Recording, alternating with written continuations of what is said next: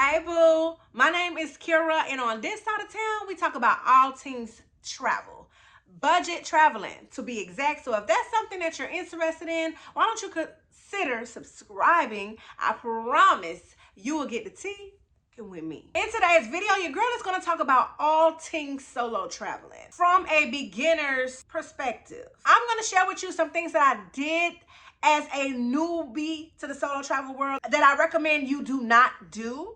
I'm also going to share some tips and tricks and things like that to get the ball rolling if you're trying to get your feet wet in the solo travel world.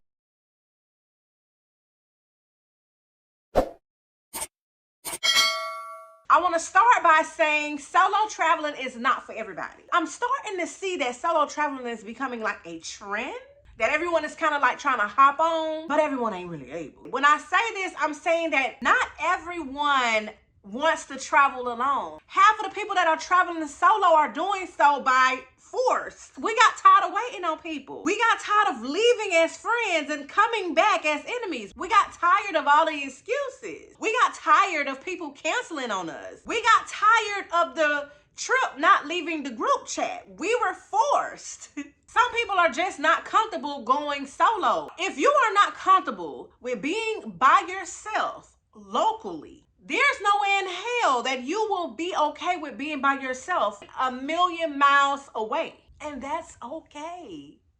You don't have to hop on the little gravy train. I've seen too many posts of people basically wanting somebody to pretty much persuade them into going. And I feel like this is something you have to want. Like, I can't tell you, girl, go take that trip. You have to want to take that trip. A lot of us who travel solo don't mind traveling solo, but we wouldn't mind having that travel companion as well. I'm saying all that to say, don't feel forced into doing something that you are not comfortable with. Now, on the other side, on the flip side, if you have been having the urge and you are literally with the then book that trip. Leave them people with their excuses and create the memories that you deserve.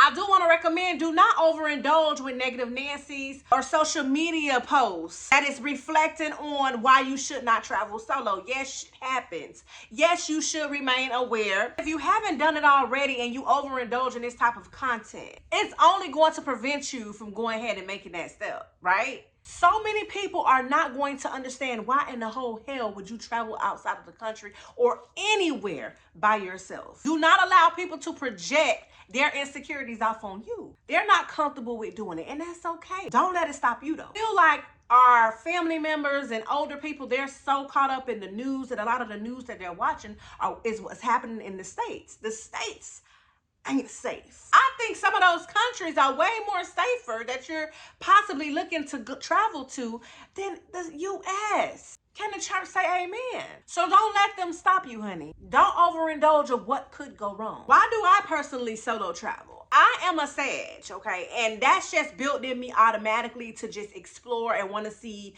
something new and want to overindulge in philosophy and cultures and just a sponge. Want to absorb all the tea that I can.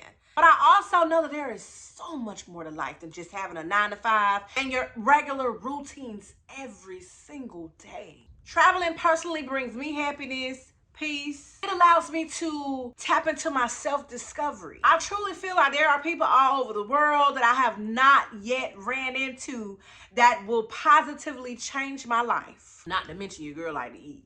Traveling solo, sis, means freedom. Flexibility. There's too many reasons I can give you as to traveling solo. The question is, why not?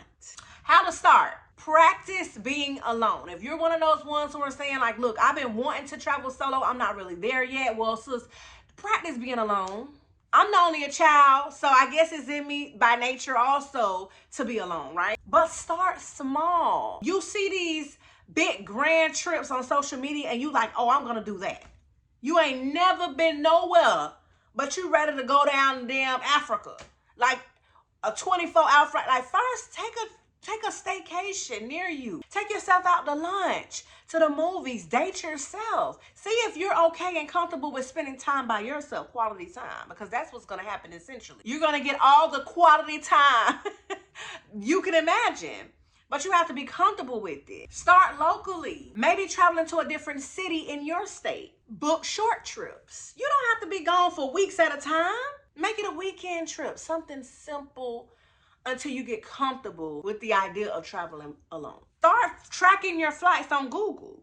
They literally have an option where they will send you a notification when the ticket prices decline. They even have an option to show you where or when is the cheapest time to travel to a destination that you may have been eyeing. Get Hopper. Hopper is another app that you can use to be able to track when prices decrease. You gotta crawl before you walk. It's levels to this. But in order to get here, you have to start here. How to pick a vacation or a location. Where do you want to go at? How do you know this? For me, I like to be hot, warm. I like to marinate this melanin in some sun. I like beautiful views. So for me, anywhere in the Caribbean will be the perfect trip. You just have to know what exactly you like to do. Some of y'all crazy as hell but want to be in the cold. You like the snow. You prefer white than tropical. You will look into a destination in the mountains maybe. It's all up to you, honey. Do your research. Find out things like what language they speak. Are there any scams in their area, especially if you're traveling abroad? If you're going international, you definitely want to heavily, extensively do your research and your homework. Find out how women are typically treated in that area, how they view Black people, Black women in those areas. That's important, especially as a solo traveler. Find out cultural norms and traits that may be challenging or different than it is in the States. Is there anything you typically would do in the US that you cannot do or will be deemed disrespectful in a different culture or country or what have you? All of this is important and you need to know before you go. Join Facebook groups, solo travel groups. I'm in a few of them. They give me the motivation on a regular basis to book that trip. With these Facebook posts and groups, you're able to read all type of reviews from locations and experiences, hotels. That will make the whole booking process much more easier on you because it can become overwhelming. You can even find referrals for drivers and things like that. You can never do too much research, boo. Research overload. Safety. Safety is huge. We want you to get there safely and we want you to come back home to your family safely. That's the goal. Never, ever, ever, ever, ever, ever, ever, ever, ever, ever, ever, ever. Come here, because I don't think you heard me. Ever post real time. I know you are so eager and you want the world to know that you done finally booked your trip, your destination. It is not a great idea to post where you at. I personally don't even think it's a good idea to share where you're going before you even go. I'm just big on people don't always have great intentions for you, and you know, you never know. Monitoring spirits, child, that's a whole nother topic. So I don't even say where I'm going until after I get back. And you just never know who's watching your stories. A lot of people who watching your stories, you don't even know who the hell they is. They don't like a post, but they be all in your stories. Keep them out your business. Never post on real time. You can show all you want when you return safely. Read reviews. I know I just said that, but I gotta say it a little louder for sis behind you. Sis all the way in the back. Yeah, back there behind you. Read them reviews. If you're gonna book anything, read a review. Especially when it comes to hotels, Airbnbs. For me, I like to typically book places that are like centrally located, meaning it's probably kind of like right in the midst of everything that I plan on walking to or Ubering to. That way it's not too far. A lot of times when it's cheaper, it's too far. Or it's in the hood, it's in the boondocks somewhere. I spend a little more, just a little bit more to have that peace of mind when you're going to sleep. Book a hostel. If it's your first time, book a hostel. When I went to Cuba, I actually booked a hostel. My hostel consisted of rooms that were 6, but they were private rooms. You know, I definitely couldn't do no other type of setup where it's people about 5 people in one room and all that. No. That ain't for me. I ain't knocking it for the people who do that, because those rooms are very inexpensive and I've seen really great reviews on them.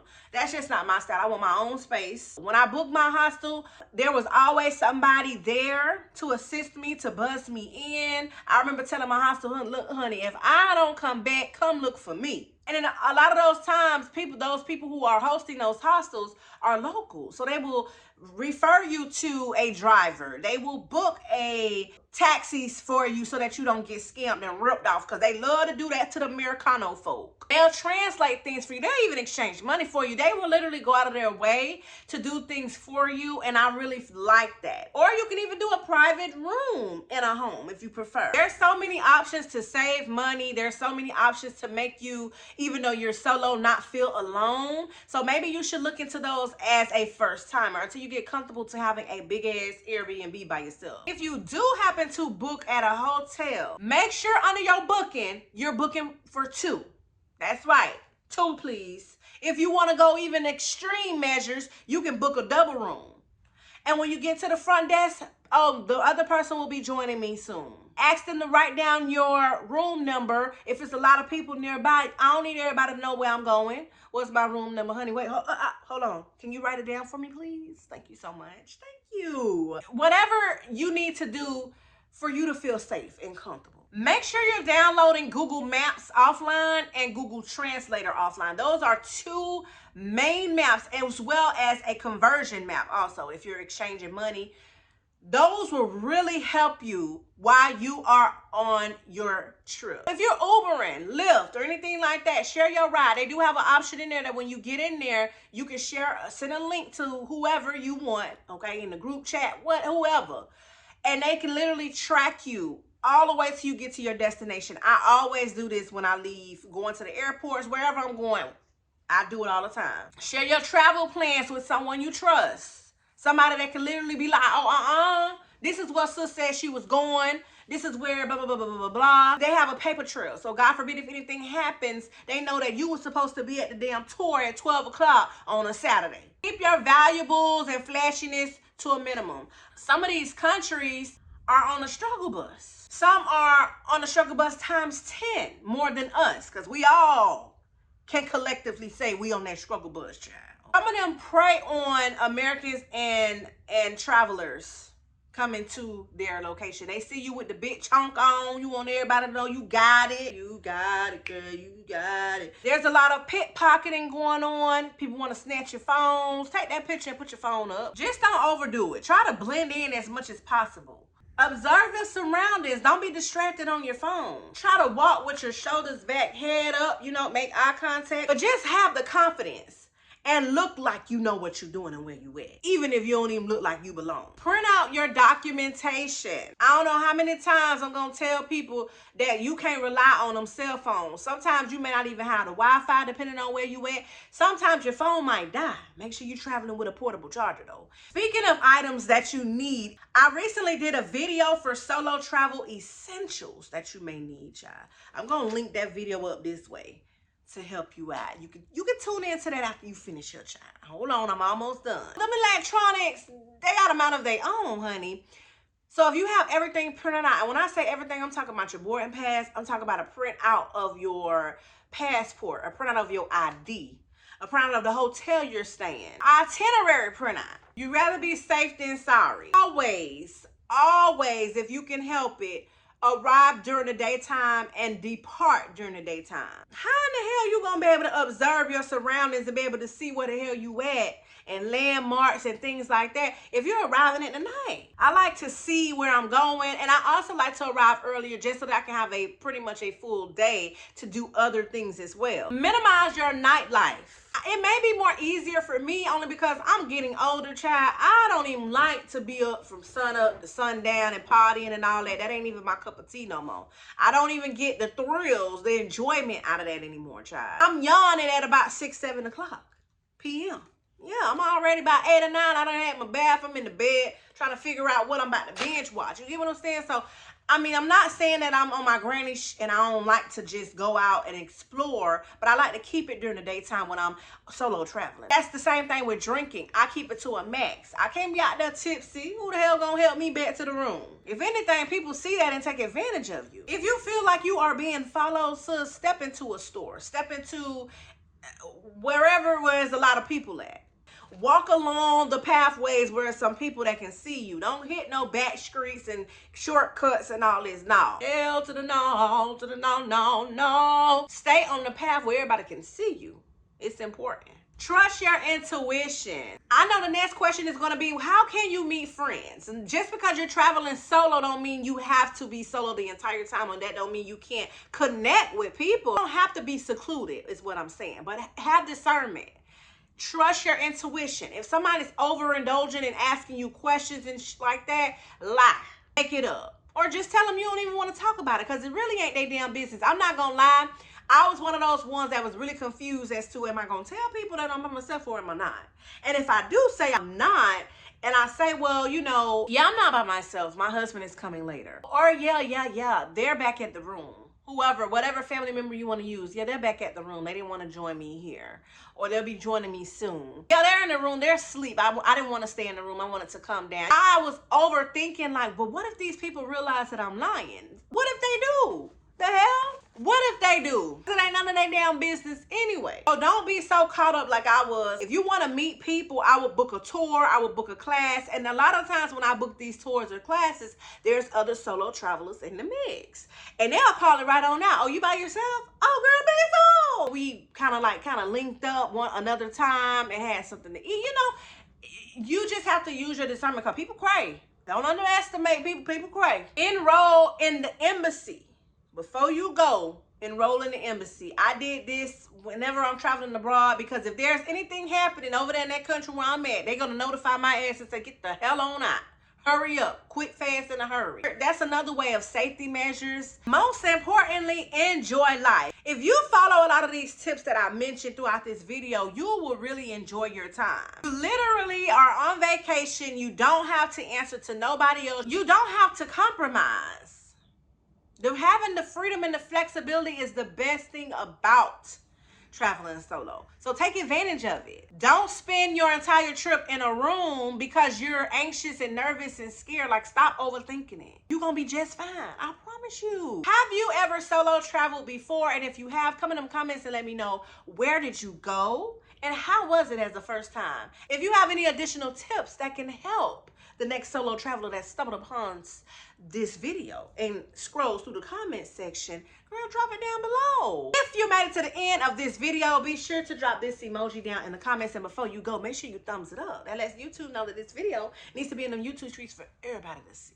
I want to thank you so very much for taking the time out to watch my video. Now, girl, get busy booking that trip. I'll talk to you later. Bye.